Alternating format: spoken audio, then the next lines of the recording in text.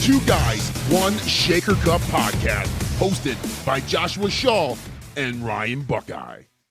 Josh, let me ask you a simple question, and I think we've kind of covered this in the past, but when you left corporate America or left your bougie stable job that you had, where it had benefits and a salary, were you scared? I would be,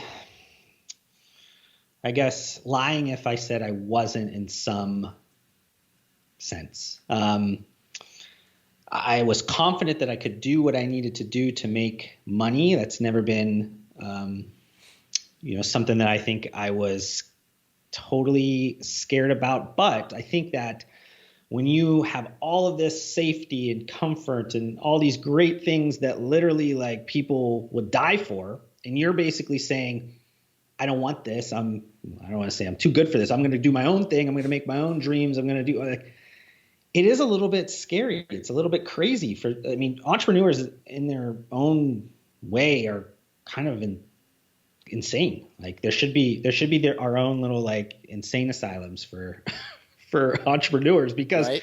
Literally it's not a normal thing to think to yourself like, I would want to give up all these, normal paychecks and, like you said, health insurance and all the other kind of bells and whistles that you come with corporate America, and I'm just gonna like put it all on the line and hope it works out for myself. And if not, maybe I'll find a nice bench to sleep on and I'll be okay for a little bit until I can rebound. So most people in that situation, mine included, like there's always going to be a little something being like, what if it doesn't work out? I think that is obviously something, but I think that what scares you should drive you to make it work out. Now, not everybody succeeds. Okay, there's a lot of fails. What you learn from that failure, we can talk about that. But somebody, I don't know who said it, but it's like anything worth doing in life should scare you a little bit. Like, I mean, it should invoke fear, because that's what's going to drive you to be your ultimate best. Where I've been having, I guess, fear I wouldn't call it anxiety, maybe some anxiety, but what scares the shit out of me is building something that's too successful or just so successful that am I going to be able to adapt with it? And obviously I have confidence in myself to be able to go out and do whatever the hell I want. But like when you start thinking bigger picture and you start thinking, okay, this could be, X $1 million company with X number of employees, like those are things that you always dream of, you always kind of think about. But when the reality sets work, actually, hey, this could actually happen, like that literally scares the hell out of me. And I don't know if you've ever thought of that, Josh, or had the conversation, but does success scare you? Yeah, I mean, I think that what you're kind of mentioning around, there's the dreams and there's, obviously putting those things to action to create the dreams. But when they finally start to happen, there's the reality of the I guess the feelings that you don't really think about when you're doing those dreaming, like, oh, it'd be great to have all these employees and all this revenue and all this kind of things. But then, okay, those employees are looking at you and they're trusting you to do the right thing, that they're ultimately going to have the things that they want, the comfort, the things, because they didn't sign up to be an entrepreneur. They signed up to have a job and work for a company that's going to be able to uphold what they said they're going to uphold. So then it comes down to a lot of things that like can be really scary, because you're like, I'm not just making a decision for myself, I'm making a decision for a lot of people. And I guess that's similar to like, family wise as well. I mean, but I think it's a little bit different because those people are they could leave, they could, there's a lot of things that you're building that ultimately has to align with what they would like. And there's a lot of things that could be, I guess, super scary. I think for me, it has been a little bit different, I think, because I never really set out to like build an agency or something where like I wanted to have a bunch of employees, and I wanted, like, that was never really my That's goal true. Of all this. This was all kind of a means to the end of like the next phase of where I want to go, and then that's kind of in a different direction of where I might have some employees and things like that. But initially, I haven't really thought of that. But putting myself in the shoes of my clients, I do feel that every single day. That's been something that I've battled with, and people have told me, is not healthy or whatever, is that I put myself in the shoes of the entrepreneur that I work with. Mm-hmm. It's just, that's how I have to get into it to actually work well with somebody. If I'm not in it to that level, I can't provide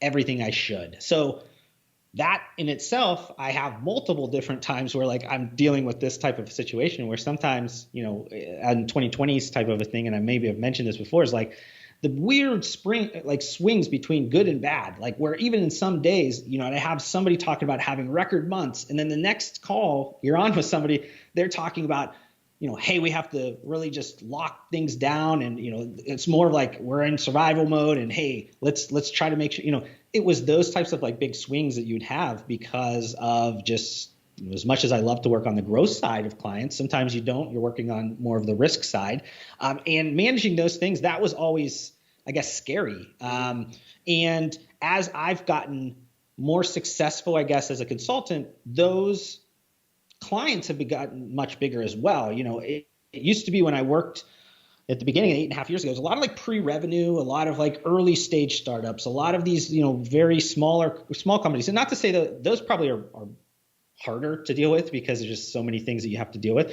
But now it's like, you know, 50, 100, 500 billion, like where there's those decisions and they're trusting you to make those things. Those do swing tons of people's lives. And you have those situations where you make, you know, a call that's less than optimal, and I feel it. I'm like, oh, like, I don't just think like, well, it was somebody else's fault. It was like, oh no, like I'm scared shitless that I can't do this again. I can't make a bad decision, because ultimately, the bigger that situation gets, the more that those things could potentially harm people. And I don't want to lose that, I guess, is so it's a little bit different, I guess, from what you're saying, but it is, I guess, some similarity. No, I totally agree, because I think, you know, obviously there's a couple things. When you're small, you kind of fly under the radar too. You can kind of do what you want. You don't have many people to answer to. It's your company, whatever it is. As you get bigger, you have more eyeballs on you. Then there's more scrutiny and there's more criticism. And I think some people don't handle criticism very well. I think that they have a hard time dealing with it. Not to say that I'm like a stud at criticism by any means, but I guess, you know, for me, it's just like, okay, you know, I can handle where I'm at now, but, you know, if you start getting up to the millions, it's now you have to source larger volumes of things, which is a bigger cash commitment. You have to engage with all these different retailers. I guess it's just, and maybe it's natural, but I think that's a really good thing for me. And again, I'm speaking from personal experience. Like, as I grow, for the first time, I'm kind of like starting to feel that like nervousness again. It's like, oh shit, because I think a lot of people too will chase the dollar. Right? Like, you have a PO, you could go out and get, but you might not be ready to do that. And you might not be ready to be as big as you want to be. So you need the hardest part, I think, for anybody is telling yourself to slow down. Like, take your time. I'm not a very patient person, so that's extremely hard for me to say slow down. I mean, I speak at 1 billion miles an hour. Anybody who listens to this podcast or watches me on YouTube knows that. But I think sometimes it's like, you don't want to overpromise and underdeliver. And that, I guess, is a thing that it's a common theme that I want people to take away from this. Is like, in your business, you might have an opportunity to get international distribution or a big retail account. And it's one of those things that sounds like, hey, it's too good to say no to, but you might have to say no because you might not be ready for it. And if you're not ready for it, the nervousness or anxiety, or in my case, like the scared that I feel, is going to be tenfold what I feel now, because I don't want to shoot smoke up somebody's ass saying, yep, I can do that. I'm the type of person that, like, hey, yeah, I'd like to sometimes make quick decisions, but I also need some type of analytics or data to say, you know, if you make this decision, it's scary, but you're going to be just fine. Yeah, and you're kind of bringing up and going in that direction of like, there is the old way of doing things, I guess, of just like by gut, like this is a good decision or whatever. And I think that becomes dangerous the more that you grow your business, because each mistake, you know, used to be maybe a couple $100, turns into a couple of thousand, tens of thousands, hundreds of thousands, millions of dollars. And that's kind of what happens. So as you start to get bigger, you have to start to add in ways to, let's say, like manage risk, or just like try to plan for like uncertainty, or you're trying to figure out, how do I create the best chance of success here? And that's at least going to make this decision a little bit less scary, even though the numbers have gotten much bigger and you're like, oh, this could be really bad if I make the wrong call. You try to bring in as much information possible. Is that, you know, sales data? Is that, you know, internal things that you can work on? Just making sure that you have a good understanding of like where your brand's going. You're bringing up a point that I kind of always talk to entrepreneurs about is like, slow down. And they're like, what do you mean? Like, I'm telling you, you're not ready for these things because of, and you start to list out some of these things because they got lost in the shuffle of who are they serving? What master are they serving? They're serving the brand and the customer, not necessarily the retailer that's asking them to do this or whatever it is. So they start to get a little bit ahead of themselves, or they start to get a little bit confused. And then they're not ready for those things because they haven't set up the rest of the business for these types of situations. So a lot of, like you said, about just trying to manage some of that risk and looking at maybe data or whatever. Sometimes it's literally like making sure you're constantly checking yourself and making sure that you're staying aligned with like those North Stars, your brand strategy or your customer, just making sure, hey, am I doing what's right for them? Like when somebody comes to you, say GNC says, Ryan, I want you to put all your product into our stores. You go, you have to ask yourself, like, what is this going to do for me? What are you going to do for me type of a situation over just like, oh my God, I can't believe GNC's asking me to do this. I have to jump as quick as possible. It's like, you have to internalize it and go, how is this going to help me get to my goal? Right. If they can't tell me how that's going to align to my goal, I have to say no, and I have to walk away. And that doesn't mean you walk away forever. That just means you walk away right at that time. And I think that those types of, be it like internal qualitative type of things where like you have to really make sure that you are aligned and staying true to your brand, true to yourself, or like you said, go out and find like some data, go out and find something to support one decision or another so you feel a little bit more confident. Not to say you're going to ever be able to get to this like super confident decision making. I've never really gotten to that point where you're like, it's 100% right, but you try to limit the risk as much as possible and try to make sure that whatever you do, you've also thought about what happens if it doesn't work out. And do you have at least a little bit of a backup, or do you have some buffer or something that you can get out of it? Because 2020, I think something that I noticed time and time again is that people were so far leaning into the positives. Like everything was great. Like heading into 2020, sales were crushing it. Everything's going well. Let's just try to dump a bunch of money into all these different places because everything's going well. Nobody ever thought about what happens if it doesn't go well. So then they didn't think about like, oh, I should have these other things in place to make sure that I'm good to go. Now, hopefully when people are making these decisions now, they're like, okay, here's the reward. Where's my risk at? Can I make sure that spreads, okay enough that I can handle it on both sides of this? Because if not, you get yourself in trouble. And then that really gets scary because you've lost control of your business. Really, the business is running you. That might be the scariest thing ever, because then, you're out of control at that point. So, I want to have this conversation on this topic only because maybe for therapeutic session for myself, and this is for me. I don't have to pay Josh Shaw for this time, and he has to give it to me, so he has to listen to me speak. But do you? How many people have you worked with, Josh, though, that were so scared that they just couldn't do it? They couldn't do what you knew or what you thought was the right decision. Like, I understand this is risky, this is new to you, this is uncomfortable. That's a good word, uncomfortable for you. But if you do it and you do it with all your heart and whatever, you're going to be successful. I would say a lot of the entrepreneurs that I work with would probably say that that's not them at all. But what I would say is that I've seen in almost every one of them that there's some level of that, that there's always some level of being uncomfortable or not. Or I don't want to, it's like this,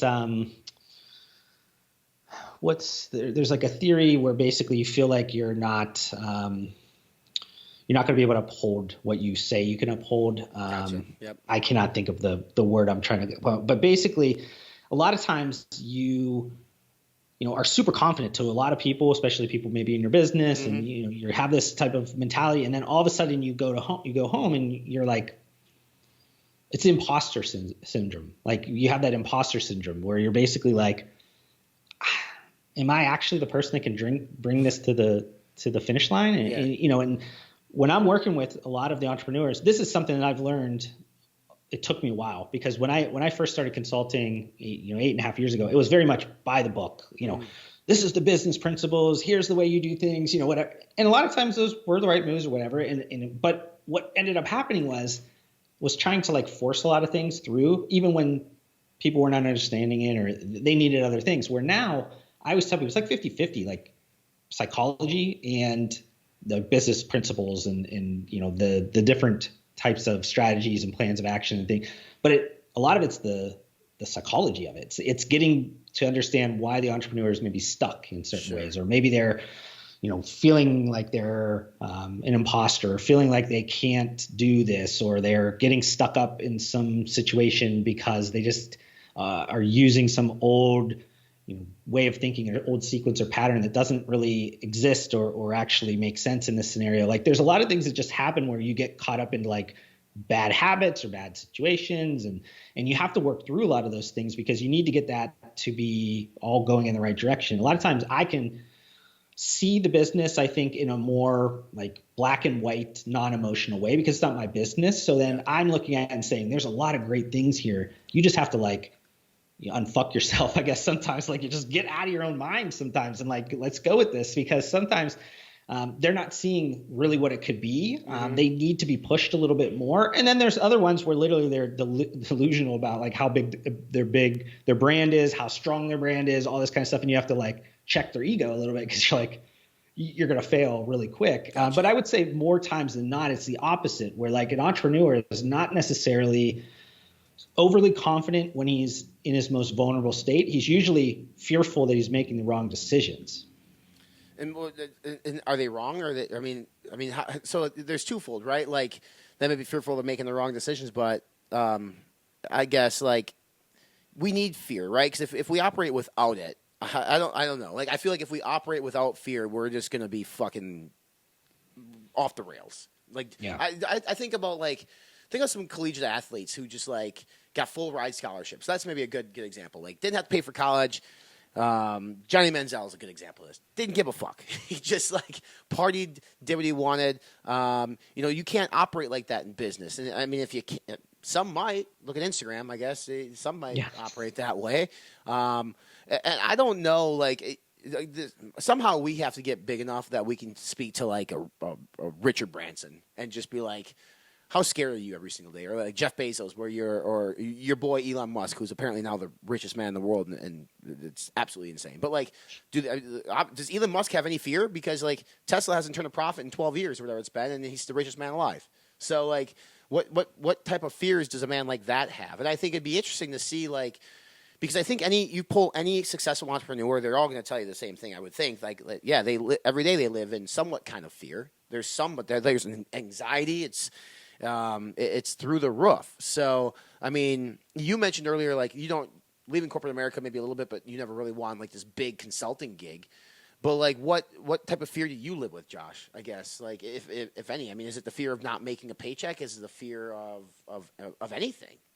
I think it's moved past some of those like basic things, and it's more towards, I think, I want to say legacy is like a big word, and that's probably too lofty, but like, I don't know if I'm consciously thinking about that all the time, but I am thinking about, am I making the right calls? Am I doing the right thing? Like, because a lot of the things that I'm doing are private, but also can be very public at times. And people know sometimes who I work with and what's going on, and those things could be brought to light. And I am constantly fearful that I'm not going to uphold the high standards that I've set for myself, I guess. So a lot of it's that level. It's past the point of like, the Maslow hierarchy needs, like it's past those, like, can I make a paycheck? Can I, I'm more kind of in those phases of that. And I think any entrepreneur, you move into those directions. Like you said, Elon Musk, like I'm sure he thinks about that as well. He thinks about like, what happens if my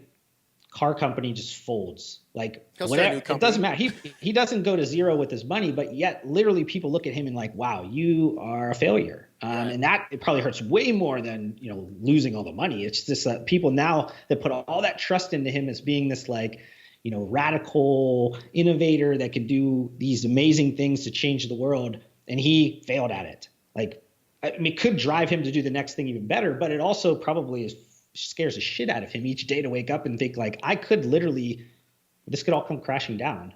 Because I don't think that any of us are, to the point where that couldn't happen. No, you're right. It can happen. I mean, like tomorrow we'll wake up and make the wrong call or do something bad or, whatever. It's like, even we made a comment once about, Jeff Bezos. Like, he made some infidelity issues in terms of whatever, and like people probably looked at him very bad, and it probably hurt him really a lot to, like, people thinking badly of him, because literally he, well, maybe doesn't care, but I feel like any human, when those things start to come out and so public, I think you probably are like, oh, man, I'm scared of, like, I can make another bad call tomorrow, and then I'm going to be even down farther and down farther and down. It's more, I think, the public eye, I guess, in those situations, because they're well past any of the issues of, like, normal person's fear. Like you said, normal people are worried about getting up and making enough money to put food on their table and those types of things. But I think all those fears are just as valid. It just is a matter of, like, where you are in that phase of life. Yeah, somebody like Elon Musk just is interesting because, like, I think he's thrived on failure. I guess if that sounds. I mean, I don't know if like PayPal thing, right? Like, they told him when he was a CEO of PayPal. I don't know. You know this probably better than I do, but like he was told, like, something wasn't going to work. I mean, he's been told that it's not going to work his whole life. I mean, I know he's been at, like, PayPal, SpaceX, all these different things. But so he's probably generated, like, yeah, you're right. He probably still lives every single day in terms of, like, fuck, I can't have another thing fail, or I can't have Tesla fail because there's a lot of people. There's a lot of money into this thing, so I'd let a lot of people down. But so I guess to bring it back in, like, it's perfectly normal, I think, to be nervous, to be scared with growth. Even somebody like Aaron Singerman, right? Like, just building this company into a $100 million company. Blackstone Labs was, I don't know what Blackstone Labs did in terms of revenue. Yeah, a it was good. amount. 20, 30 million probably, I guess. Yeah, probably. But, like, to do 3-4x that, or now you drive up every single day into this Redcon 1 HQ, you employ how many people? There's got to be a sense of fear in somebody like that every single day. And because of that, I think it's what drives him to be successful in that business. Or, like a Mark Lobliner who has like 25 different businesses, but he's got a family at home. It's just, if you don't have fear, if you're not scared of something, like, you might be broken, or you just don't care. I don't know. Like, yes, you could say, well, I'm not scared because I'm confident. Okay. But there's still, I mean, you can be confident and be scared shitless. Like, I'm scared, but I'm confident I'm going to kill it. Josh Shaw over there, he might be scared about something, but confident he's going to give you good direction. Whether or not you take that direction is ultimately up to you guys. But, for me, I'd like to hear stories from people. And I'm not trying to wrap up a podcast or anything like that, but I'd like to hear stories from people. Like, what's your biggest fear? What fear drove you to do this? And there's people within our space that I think this would have been a good one to maybe have a guest on, or maybe in the future we bring some guests on and say, like, what is it that drives you? What's your why? What's your fear? Because I think everybody will have something a little bit different, and it'll be interesting to listen to those stories, to listen to those motivations, to listen to those fears, and compare them to one another, and figure out, like, what they are. And like I said, the craziest as it is, like, my fear is being successful, like really successful. Like, I don't know why that's a fear of mine, but it's a good fear. I don't know. Yeah, I was going to say, I mean, I don't know if it's like the actual success. It's what comes with success, I think. And I think it's for a lot of people, and I can say that I'm included in this. A lot of times is that the people you care most about, you want them to have that strong thought of you. Mm-hmm. So could be like your wife or your kids, or maybe your closest friends and things. Is like, you've now gotten to this point where, like, you're building up the success, Now people are having these thoughts of you, and you have to uphold that, and you have to keep that going. And what happens if you don't? Are they, I guess there's that fear of, like, are they still going to think as highly of you or whatever? It's like, people closest to you would hope so, but, like, you just never know. And it's like, you have to just keep pushing on the gas, and then that creates its own fears. Like, I'm scared because I'm moving faster and faster and faster and faster.